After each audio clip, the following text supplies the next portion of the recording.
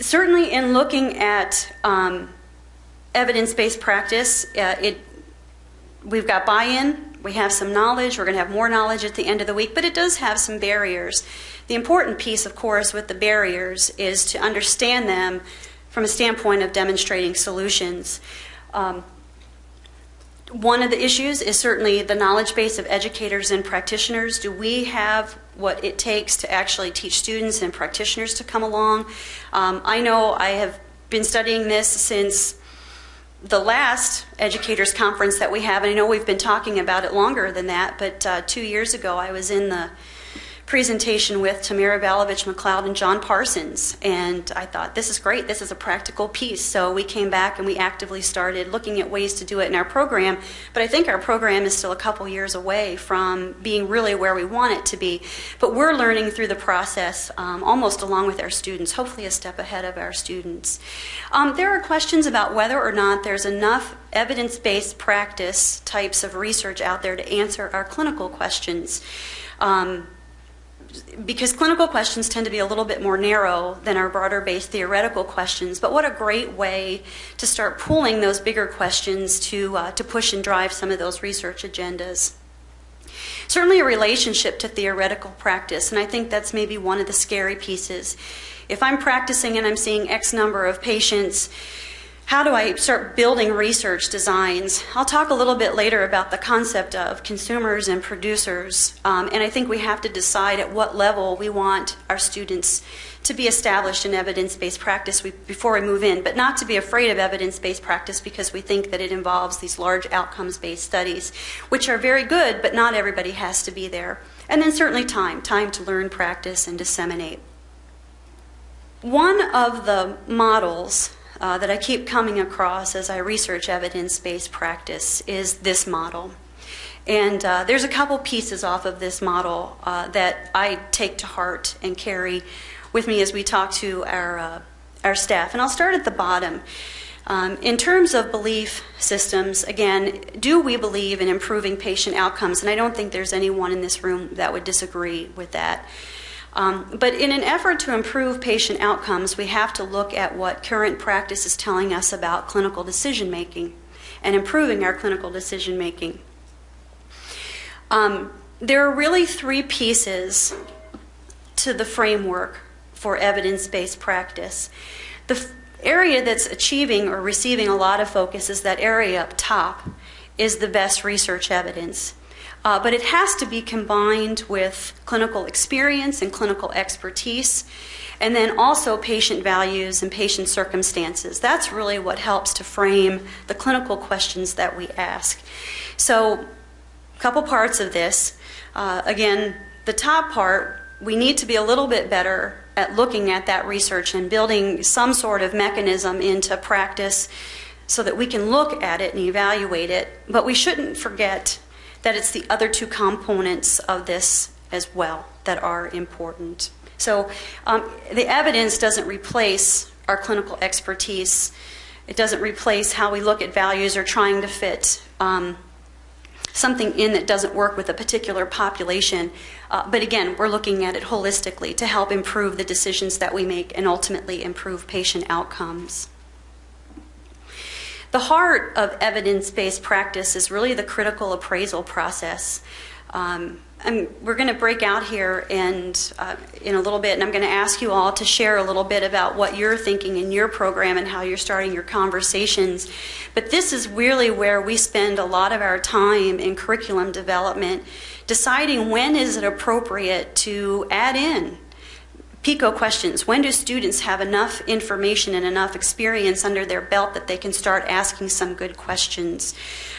Do they have enough knowledge at the beginning of the program to really start looking at studies and assess that validity? So where are we going to build that in?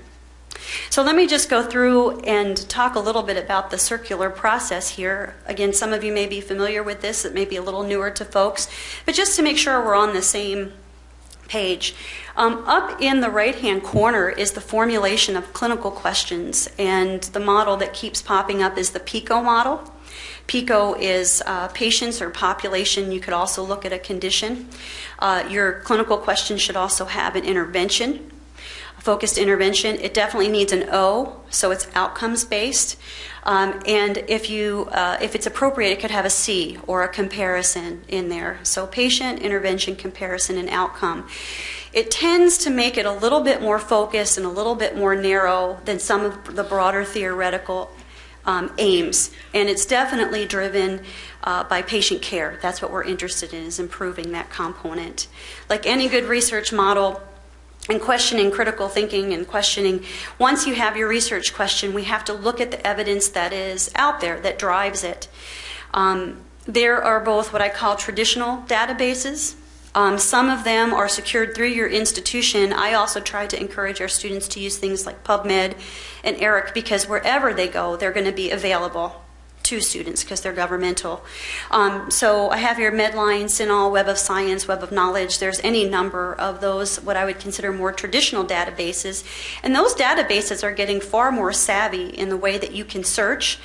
And like, for example, if you look at PubMed, they have the, My NCBI, so you can take your sources and put them up in there and they can hold them for you. You can drop them over into EndNote. You can do RSS feeds, so then you start seeing the new sources that come out. So there's ways to make that information work for you. And then there are databases that I coined this, so if it's not out there, I apologize for this, but more contemporary sources, things like the Cochrane Library. The AHRQ still supports clinical recommendations and guidelines. So how do we help people find those sources for the information? Once we have the information, then we're looking at assessing the validity. So this is where our statistics comes in. And there's a little different terminology. You can certainly look at the methodology. Is it a good sample size? Does the sample size represent the groups that you are trying to answer the question on? Is it the right statistical procedure? Did they interpret the t-test or the ANOVA? But then there's other language. For example, if you're looking at something for diagnosis, what is the sensitivity and specificity of a particular test? Is there a gold standard that is out there to measure it? Things like odds ratios, relative risk. So that language has to be built into what we are looking at in the statistical procedures. The other pieces that make it then unique is once we determine if a study, whether it's a meta-analysis or a systematic review of randomized controlled trials, all the way down to consensus statements, how do we rate that level of evidence? And there's several scales that are out there. And then once we determine the ranking, then what is that strength of recommendation? And we're starting to see that in some of the position statements and things that are coming out from different agencies. And then, of course, once we've made a decision, how are we going to use this information? So we come back to our staff and we say, this is what we found, and should we implement it? Should we change it? Is it effective? Does it have enough power? Or what should we do with it? And then once we make decisions, perhaps it all starts again, because then we have to measure whether or not our decisions were actually effective. So it tends to be a little bit more circular. And I think the interesting part to this, too, is there's just any number of clinical questions. When we ask our students to come in on Monday after they've done their clinical experiences, and we have a little debriefing and say, so what are some things you saw? What would be some clinical questions that you have? They come in with a dozen different ones. Now, some of them are good to research. Some of them maybe are not as good. But again, it's only limited to our imagination and the things that we would like to answer. Ultimately, in our programs, I think we're trying to decide at what level students should be proficient at evidence-based practice. I know we're trying to answer that question in our program.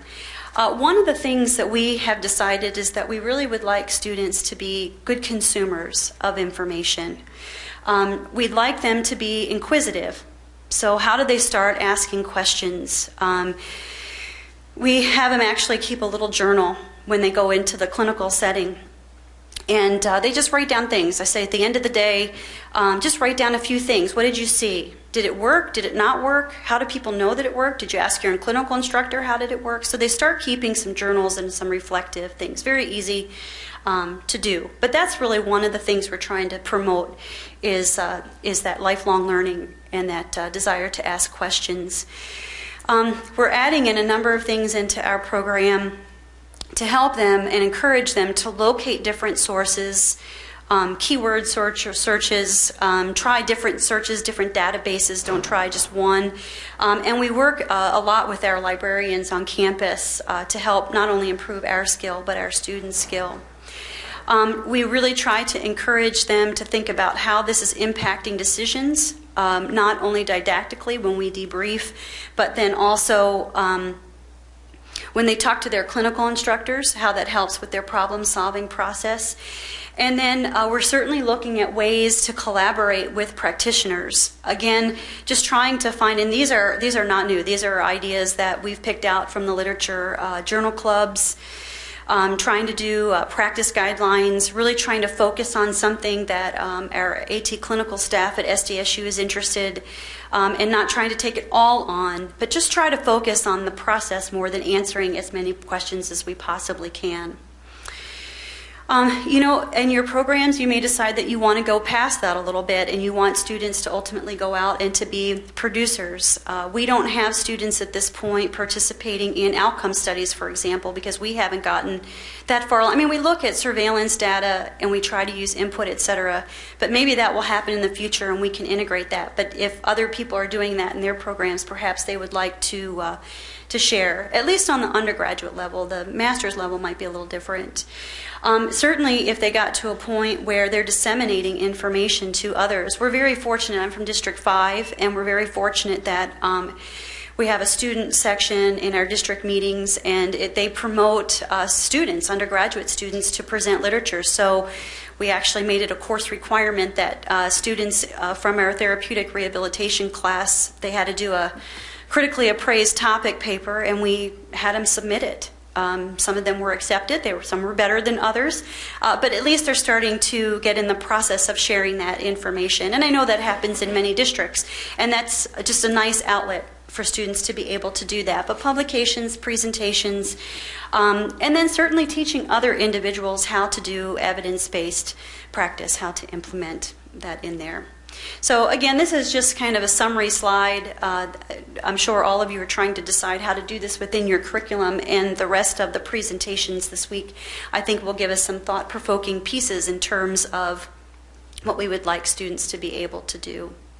Okay, so I've blabbed a lot. But again, my goal was just to kind of put us on the same page.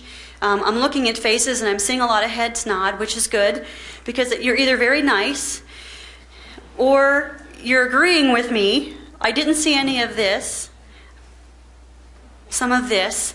But I thought what we could do for our short break at this point, if you would just take a minute to reflect, and if you have a pad, if you could write down one or two things that you're doing in your program that has started the conversation for evidence-based practice, a success that you've had in evidence-based practice, or a lesson learned.